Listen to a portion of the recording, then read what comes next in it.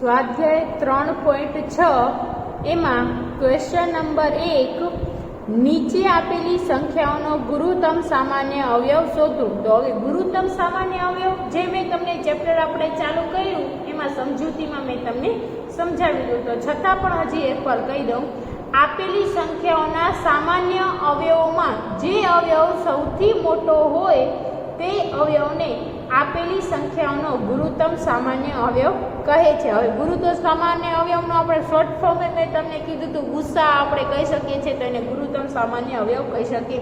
એટલે આપણે જે અવયવ પાડ્યા હોય એ અવયવમાં સૌથી મોટામાં મોટો જે સંખ્યા આપણને મળે એને આપણે ગુરુત્તમ સામાન્ય અવયવ પણ કહી શકીએ છીએ। તો એનામાં આપણે એના માટે જોઈએ પહેલાં તો એના અવયવ પહેલાં તો જે સંખ્યા આપેલી હોય એના આપણને અવયવો પાડવાના। તો આમાં આપેલું છે 18 અને 48, તો એના માટે આપણે એને પહેલાં તો એ આપણે લઈએ 18 અને 48, તો એના અવયવ પાડવા માટે આપણે જેમ આગળના દાખલામાં કર્યું કેવી રીતે અવયવ પાડવાના, તો અહીંયા લખવાનું 18 અને બીજું આ છે 48, તો એ બંનેના અવયવ પાડવાના।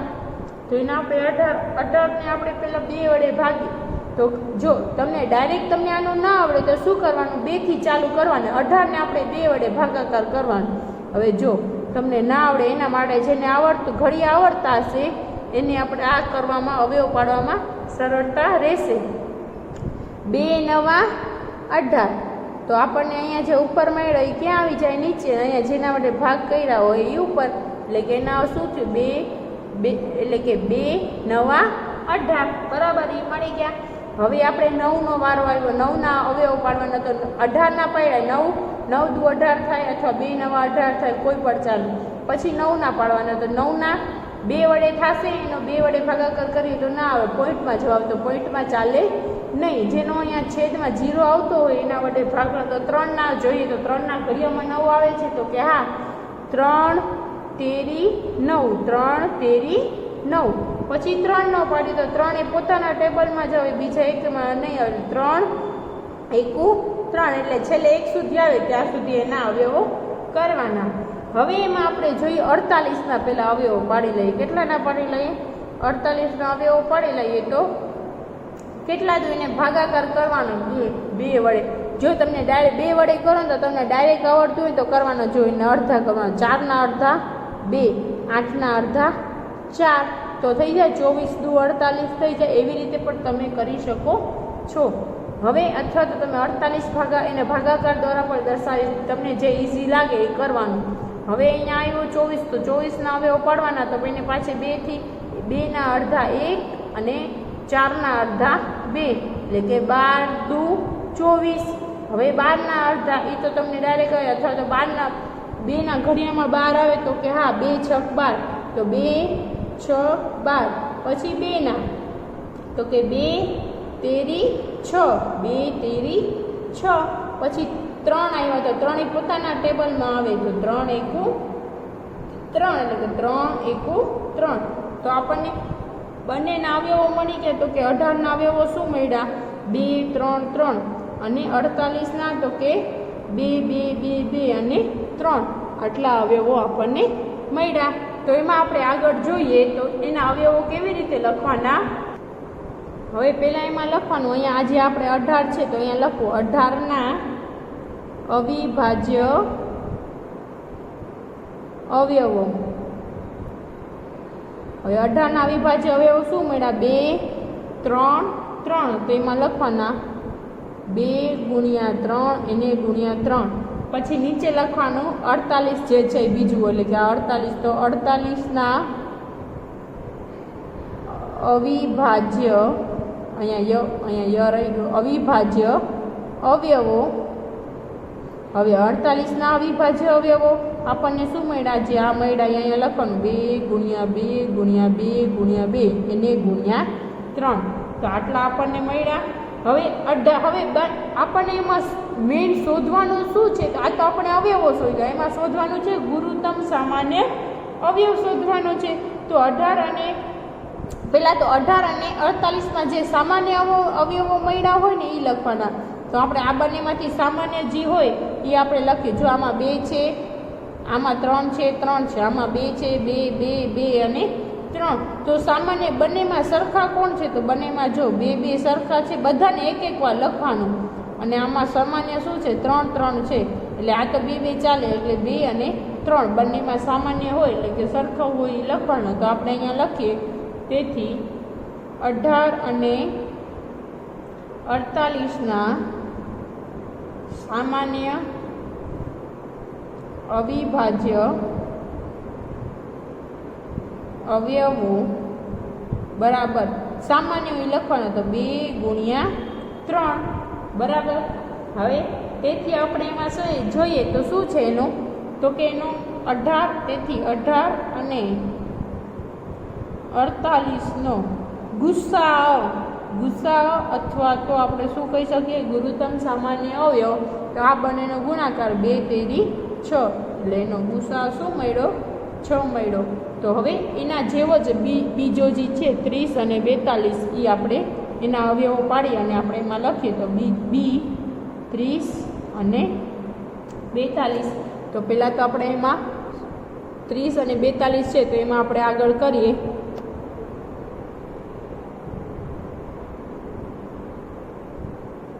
એમાં 30ના અવયવો પાડીએ પહેલાં તો, અને પછી અહીંયા 42ના. હવે 30ના અવયવો પાડીએ તો કે 30ના અડધા કેટલા જ થાય? તો કે 15, અથવા તો 15 દુ 30 બરાબર. પછી 15ના તો 15 કોના ઘડિયામાં? 5ના ઘડિયા, 2ના ઘડિયામાં તો 15 ના આવે, 3નામાં આવી શકે. 3 50 15, અને પછી અહીંયા 5 છે તો 5 પોતાના ઘડિયામાં આવે, 5 એકુ 5. એવી જ રીતે 42 છે તો એના પહેલાં 2 થી ચાલુ કરવાનું, 2 થી ભાગ પડે તો એના પાડવાના. 42ના અડધા 21, અથવા તો 4ના અડધા 2, 2ના અડધા 1, એટલે 21 આવ્યું. 21 દુ 42. હવે 21 આવ્યા તો 21 3ના 2 થી તો નહીં ચાલે, એના ભાગ એના અડધા નહીં થાય. 3 થી કરીએ તો 3 સત્તા 21, 3 સત્તા 21. પછી 7ને લઈએ તો 7 છે એ પોતાના ટેબલમાં જ આવે, તો 7 એકુ 7, એટલે કે આપણે 30ના અવયવો મળ્યા. અને આ કોના અવયવો મળ્યા? તો કે 42ના અવયવો. તો પહેલાં તો એમાં લખવાનું 30ના અવિભાજ્ય અવયવો,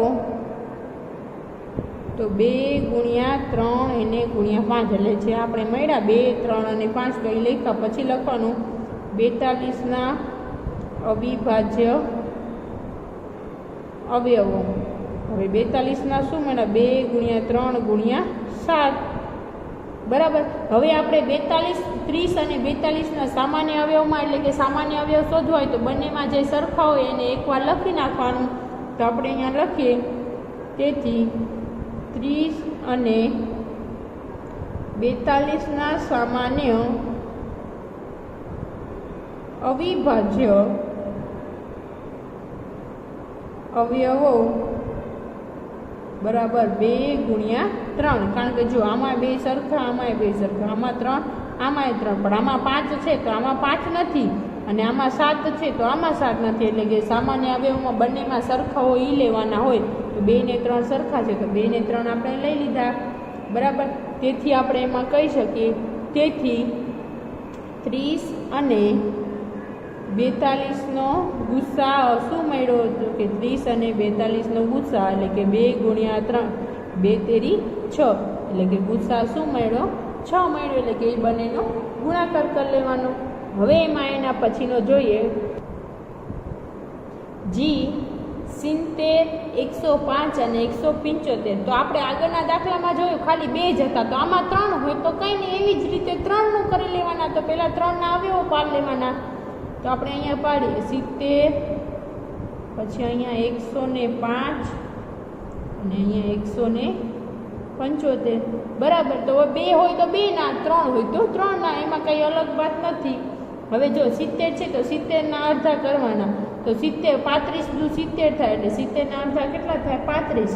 પછી 35 કોના ટેબલમાં આવે? તો કે ડાયરેક્ટ 3, જો 2 થી તો 35ના અડધા નહીં થાય, 3 થી નહીં થાય, 5 થી થઈ જશે. જો 5 સત્તા 35, અને પછી 7 આવ્યા તો 7 એ પોતાના ટેબલમાં જ આવે, તો 7 એકુ 7, એવી જ રીતે 105 છે તો 105 ને આપણે 2 વડે જો 10 અડધા 5 થઈ જાય પણ 5 અડધા ના થાય એટલે 2 વડે એનાથી નહીં થાય 3 વડે ટ્રાય કરીએ 3 વડે થતું હોય તો આપણે અહીંયા લખીએ જો 105 ભાગ્યા 3 તેરી 9 10 માંથી 9 જાય એટલે 1 ઉપરથી ઉતાર્યા 5 3 50 15 15 માંથી 15 જાય 0 એટલે કેટલા આવ્યા 35 તો 35 તેરી 105 થાય તો અહીંયા 3 અને અહીંયા 35 35 તેરી 105 પછી જેમ આગળના દાખલામાં અહીંયા 35 આવે તો 5 સત્તા 35 થાય 5 સત્તા 35 પછી 7 આવ્યું તો 7 એકુ 7 એવી જ રીતે આપણે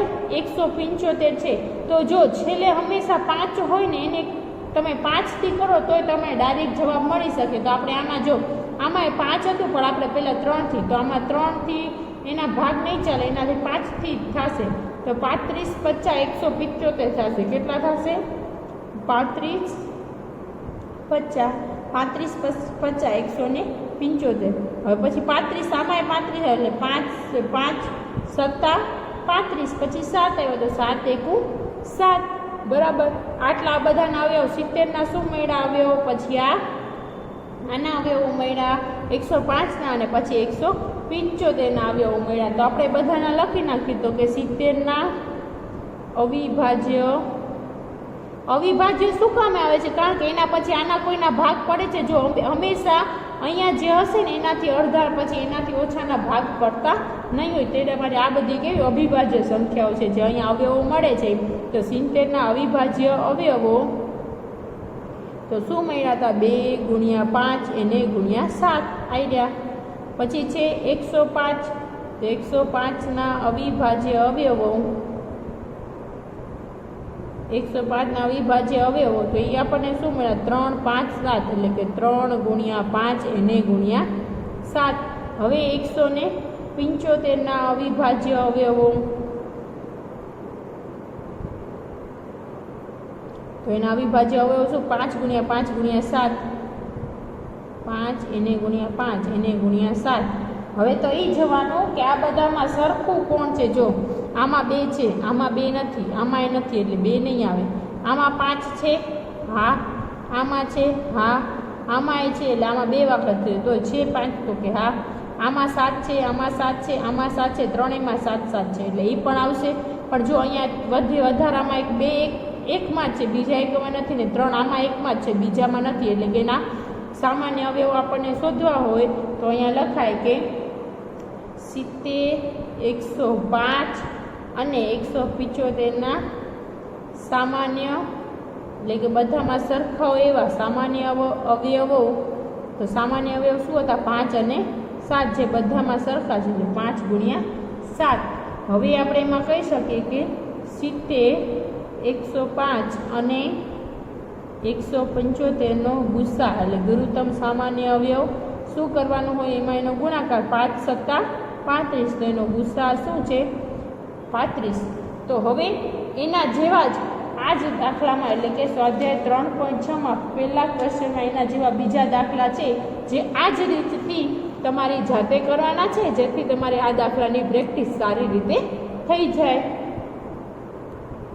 ક્વેશ્ચન નંબર 2 એમાં બે ક્રમિક સંખ્યાઓનો ગુસા શું મળે એટલે ક્રમિક એટલે કોઈ પણ બે સંખ્યા લેવાની છે જે ક્રમિક એટલે કે લાઈનમાં આવતી હોય જેમ કે જો આપણે 1 અને 2 લઈએ તો 1 2 લાઈનમાં આવે અથવા તો આપણે 6 અને 7 તો એ બંને લાઈનમાં આવે ને એવી રીતે કોઈ પણ બે ક્રમિક સંખ્યાઓ લેવાની છે તો એનો ગુસા શું મળે એ આપણને જોવાનું છે જે આપણી રીતે જેની સંખ્યા લેવાની છે તો એના માટે આપણે લઈ લઈએ તો ધારો કે એમાં એ લઈએ તો કે ધારો કે આપણે બે ક્રમિક આપણી રીતે જ લેવાની છે બે ક્રમિક સંખ્યાઓ એટલે કે ધારો કે બે ક્રમિક સંખ્યાઓ શું હોઈ શકે તો કે 15 અને 16 એટલે એ બે હોઈ શકે બરાબર તો 15 ના અવિભાજ્ય અવયવ આપણે જોવા જઈએ તો 15 છે એ કોના ઘડિયામાં આવે તો લખાય 15 ના અવિભાજ્ય અવયવો તો 15 એ 5 ના ઘડિયામાં એટલે 3 50 15 અથવા તો 5 તેરી 15 એ બંનેમાં જ આવે તો પછી એના પછી છે 2 લઈએ છીએ 15 તો 16 ના અવિભાજ્ય અવયવો લખવા પડે તો અવિભાજ્ય અવયવો જેમ આપણે આગળની રીતથી આવી રીતે કર્યું તો એવી રીતે પણ કરી શકો છો. જો આપણે આને એ રીતે કરીએ તો કે 3 3 50 15 અને 5 એકુ 5, તો એના અવિભાજ્ય અવયવ આપણને શું મળ્યા? 3 ને 5 મળ્યા. એવી જ રીતે 16નું લઈએ, બરાબર. 16નું લઈએ તો 2 8 16, પછી 2 ચોક 8, પછી 2 દુ 4, પછી 2 એકુ 2. તો આના આપણે 16ના અવિભાજ્ય અવયવ આવી રીતે પણ જો તમને ડાયરેક્ટ આવડતા હોય તો ડાયરેક્ટ લખી શકો. 2 ગુણ્યા 2 ગુણ્યા 2 ગુણ્યા 2 એ આપણે 16ના અવિભાજ્ય અવયવો મળ્યા, બરાબર. તો હવે બે ક્રમિક સંખ્યા આપણે શું લીધી? 15 અને 16. તો એના બેના અવિભાજ્ય અવયવો પણ શોધી લીધા. હવે એમાં શું તો આ 15 અને 16ના સામાન્ય અવિભાજ્ય. હવે શું કરો? બે ક્રમિક સંખ્યાનો ગુસા શું મળે છે? તો હવે એનો ગુસા શું મળે છે? તો જો ગુસા માટે બંનેમાં સામાન્ય હોવા જોઈએ. તો આમાં 3 છે, આમાં 5 છે. આમાં 3 ને 5 બંને નથી, તો આમાં 2 છે, તો આમાં 2 નથી. એટલા માટે એનો ગુસા આપણને કાંઈ પહેલાં તો સામાન્ય કંઈ મળતું નથી. તો અહીંયા લખવાનું 15 અને 16ના સામાન્ય અવિભાજ્ય અવયવો નથી. એટલે કે બંનેમાં સામાન્ય તો કાંઈ મળતું નથી. એટલે જો કંઈ સામાન્ય ન મળી શકે તો કંઈ ન હોય તો છેલ્લે શું હોય? 1 હોય. તો તેથી આપણે અહીંયા લખી શકીએ 15 અને 16નો ગુસા શું હોઈ શકે? કાંઈ સામાન્ય નથી. કાંઈ સામાન્ય ન હોય તો 1 તો હોય જ. તો આપણે લખી શકીએ તેથી 15 અને 16નો ગુસા 1 હોઈ શકે, એટલે 1 મળી શકે. તો આપણે શું મળે? તો એનો જવાબ મળી ગયો, 1 મળી શકે છે. હવે એના નીચે બી નંબરનો આપણે જોઈએ. બી, બે ક્રમિક બેકી સંખ્યાઓનો ગુસા શું મળે? એટલે કોઈ પણ બે ક્રમિક એટલે કે લાઈનમાં આવતી હોય એવી, પણ કેવી લેવાની છે? તો કે બેકી સંખ્યા લેવાની છે. કેવી લેવાની છે? તો આપણે લાઈનમાં આવતી હોય તો એવી બેકી સંખ્યા લઈએ. તો લઈએ, ધારો કે બે ક્રમિક બેકી સંખ્યાઓ, બે ક્રમિક બેકી સંખ્યા 8 અને 10 છે, બરાબર. આપણે 8 અને 10 લઈ લઈએ કે લાઈનમાં જ આવે. જો 8 પછી 9 છે પણ એ એકી સંખ્યા થઈ જાય અને 10 છે બેકી સંખ્યા, તો એ લાઈનમાં જ કહેવાય. તો 8 અને 10. હવે 8ના અવયવો આપણે જોઈએ. 8ના અવયવો શું મળ્યા? તો કે 2 ગુણ્યા 2 ગુણ્યા 2. કારણ કે જો 2 ચોક 8, બરાબર. પછી 2 દુ 4 અને 2 એકુ 2. જો હજી તમને અહીંયા એકવાર દર્શાવી દઉં, તમને ખ્યાલ ના આવે તો 2 ચોક 8, 2 દુ 4, 2 એકુ 2. તો મળ્યા આ 3 2 2. પછી એવી જ રીતે 10ના અવિભાજ્ય અવયવો આપણે જોઈએ. તો કે 10ના અવયવો હવે 10 લેવા હોય તો અહીંયા હું 10 કરું. 2 ગુણ્યા 5, 2 50 10, 5 એકુ 5. તો એના અવયવો શું થાય? 2 ગુણ્યા 5, તો કે 2 50 10, બરાબર. હવે મને એમાંથી સામાન્ય અવયવો લેવાના. 8 અને 10ના સામાન્ય અવયવો. હવે આ બંનેમાંથી સામાન્ય જો આમાં બધામાં 2 2 છે ને આમાં 2 ને 5 છે, તો બધામાં સેમ શું થયા? 2 અને 2. તો એના સામાન્ય અવયવો મને ખાલી શું મળ્યું? તો 2. તો તેથી આપણે કહી શકીએ 8 અને 10 નો ગુસા, કારણ કે એની સાથે કોઈ નથી, ખાલી 2 છે, તો એનો ઈ ને ઈ જવાબ મળી જાય. 8 અને 10 નો ગુસા કેટલો છે? તો કે 2 મળે અથવા તો 2 છે. તો આમ કોઈ પણ બે ક્રમિક બેકી સંખ્યાનો ગુસા કેટલો મળશે? 2 જ મળશે. કોઈ પણ આવી જ રીતે આપણે તમે એની જગ્યાએ બીજું કોઈ પણ લ્યો તો એનો પણ તમને કોઈ પણ બે ક્રમિક સંખ્યાઓનો ગુસા કેટલો મળશે? 2 જ મળવાનો છે. સી, બે ક્રમિક. હવે જો આપણે શું લીધું હતું? તો બે ક્રમિક સંખ્યાઓનો ગુસા લીધો હતો. પછી એમાં બે ક્રમિક બેકી સંખ્યાઓનો ગુસા લીધો હતો. હવે બે ક્રમિક એકી સંખ્યાઓનો ગુસા લેવાનો છે. તો બરાબર. તો ધારો કે પહેલાં તો બે ક્રમિક સંખ્યાઓ ધાર લેવાની. તો અહીંયા લખી નાખવાનું. ધારો કે તમે કોઈ પણ બે એકી અથવા બેકી સંખ્યા જે પૂછો એ લઈ શકો છો. તો એવું નથી કે હું લઉં એ જ તમને લઈ શકું, કોઈ પણ લઈ શકો. ધારો કે બે ક્રમિક એકી સંખ્યાઓ 25 અને 27 લઈએ, કારણ કે 25 એકી પછી 26 એ બેકી થઈ જાય, 27 એકી, એટલા માટે 25 અને 27. તો 25ના અવયવો, તો 25 છે, 25ના અવયવો, હવે 25 છે તો પછું 25 થાય, અને પછી 5 એકુ 5, હજી તમને અહીંયા તો 25, તો પછું 25, 5 એકુ 5, તો એના અવયવો શું મળ્યા? 5 ગુણ્યા 5.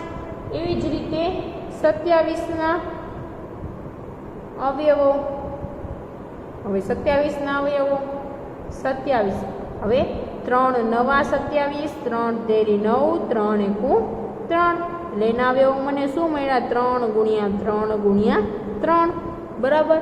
હવે આપણને આ બંનેના સામાન્યઓ 25 અને 27ના સામાન્ય અવયવો. હવે 25 અને 27ના સામાન્ય, જો આમાં 5 ગુણ્યા 5 છે, આમાં 3 3 3, બંનેમાં કોઈ સામાન્ય છે એકબીજામાં? તો કે ના, એના સામાન્ય નથી. એટલે કે અહીંયા લખી શકે 25 અને 27ના સામાન્ય અવયવો નથી, બરાબર, કારણ કે બંનેમાં કંઈ સરખું નથી. એટલે જો કંઈ સરખું ના હોય તો એટલે એક તો છે, એટલે કે એક તો છે જ, બરાબર. તો આમ આપણે લખી શકીએ તો કે 25 અને 27નો ગુસ્સા કંઈ ના હોય તો આપણે 0 નથી લઈ શકતા, પણ એમાં ફક્ત કંઈ ના હોય તો એક તો હોય જ. તો અહીંયા લખી શકે 25 અને 27નો ગુસ્સા એક છે, બરાબર, એમ કહી શકાય. એટલે આમ કોઈ પણ બે ક્રમિક એકી સંખ્યાઓનો ગુસ્સા એક મળે. એટલે કે તમે કોઈ પણ બે ક્રમિક એકી સંખ્યા લઈ લેશો ને તો એનો ગુસ્સા આપણને શું મળશે? એક જ મળવાનો છે. ક્વેશ્ચન 3, અવિભાજ્ય અવયવો દ્વારા બે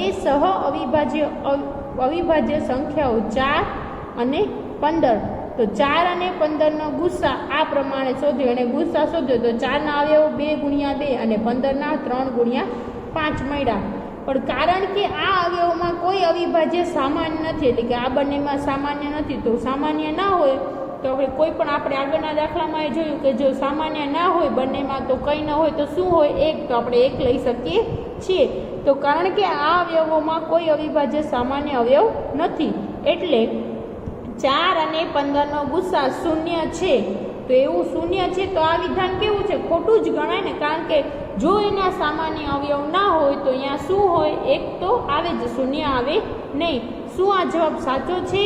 જો નથી તો સાચો ગુસ્સા કયો છે? તો આ જવાબ સાચો નથી. તો મેં તમને આગળના દાખલામાં જોયું, એમાં પણ ઉપરનામાં આપણે ક્રમિકવાળા દાખલા જોયા, બીજા દાખલામાં તો એમાં એમ જ આવ્યું હતું કે જો એમાં સામાન્ય અવયવ ના મળે તો એને આપણે શું કહી શકીએ? એક લઈ શકીએ છીએ, પણ શૂન્ય તો નહીં જ આવે. તો આ જવાબ કેવો છે? ખોટો છે. તો અહીંયા લખવાનું ના, જવાબ સાચો નથી, કારણ કે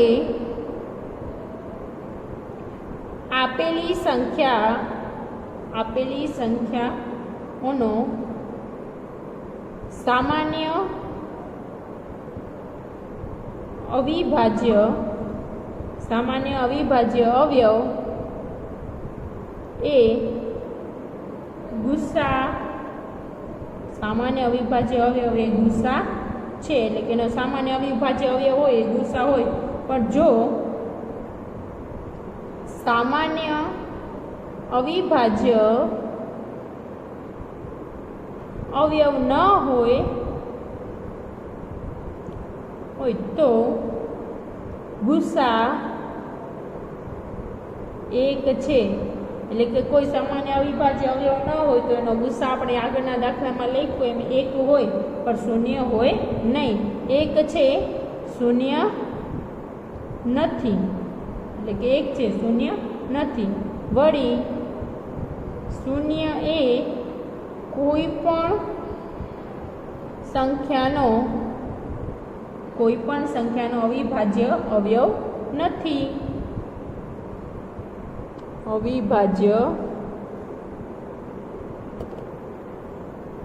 અવયવ નથી. તેથી કોઈ પણ સંખ્યાનો ગુસા 0 ન હોઈ શકે. એટલે તેથી આપણે એનો કોઈ પણ અવિભાજ્ય અવયવનો ગુસા 0 હોઈ શકે નહીં.